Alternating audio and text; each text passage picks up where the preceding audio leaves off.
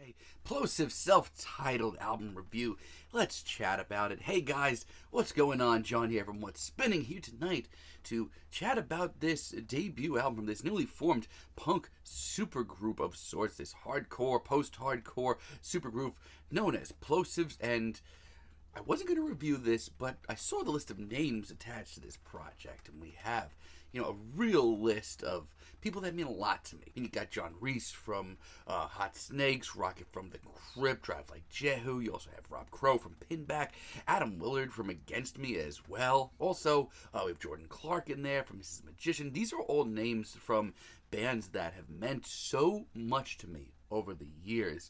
Meant a whole lot to me, getting into post-hardcore, getting into some more punk roots in my teen years, and hearing them all to come together, it sounded exciting from afar. But when I heard the singles leading up to this album, I was very, very, very disappointed.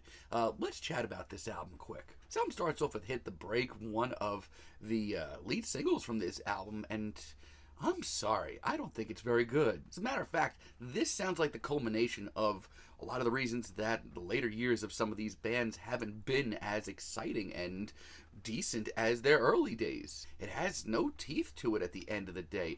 They all kind of sound washed up, which is really sad. As a matter of fact, I think it's my least favorite track on this entire album. If you know a lot of these artists and have listened to bands like Drive Like Jehu and Against Me, there's a lot of stuff on this album that's going to be pretty hard to stomach. Thrown Clear is just so meh. I have a lot of the same feelings on this as I do on Hit the Brakes.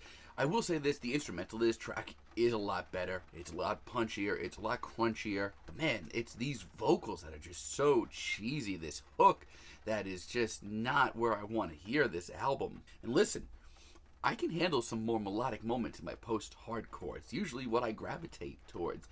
But this is just so cheesy. These guys are all royalty, and I think they're better than this. Broken Eyes isn't much better. I've got nothing to say about it.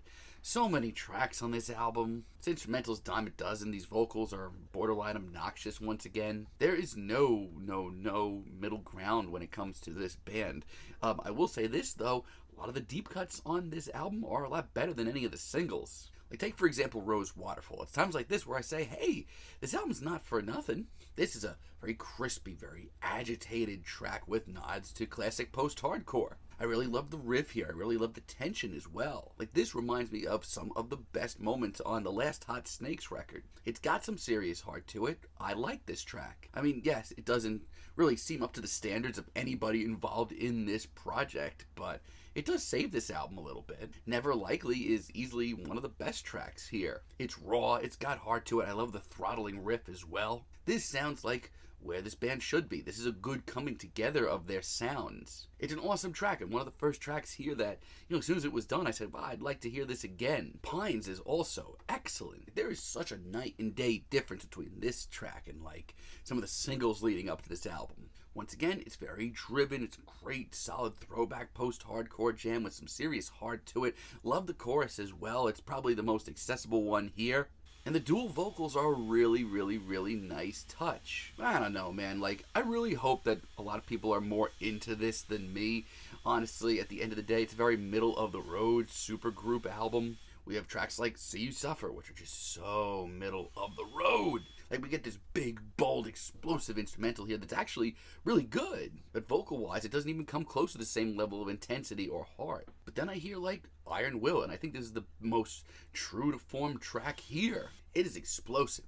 It is heavy. It is bulky. It's also one of the longest tracks here, and I'm glad they took this moment to expand on some of their ideas. They actually come off really good. And honestly, Pray for Summer is not that bad either. It's a slow burner. We don't get a lot of tracks like that on here. I kind of expected more of them, but it's done really well. But it's got this bulky sort of post-hardcore groove that I really like. It's got a lot of nods to emo as well. But as far as a track goes with a little bit more of a modern twist to it, I think it comes off really well. But then I hear Bright as a finale, and it's so freaking flimsy. Production, I don't know what happened here, but it's not up to the standards of the rest of this album, and the vocals aren't much better. It's not what I expected to hear at all. I mean, the names going into this project it makes it worth a listen. There's certainly a handful of really good tracks, but if you know these guys, they are post-hardcore royalty for a reason, and hearing them come together kind of reminds me of why a lot of these bands fell off or just aren't putting out their best material anymore, and that's kind of disappointing. This album is really disappointing. I'm feeling a light 5 on it, but let me know what you guys think down below. If you like the video, be sure to give us a like, give us a subscribe, and let me know down below what you would like for me to chat about in the future. And until next time, have a great day, guys.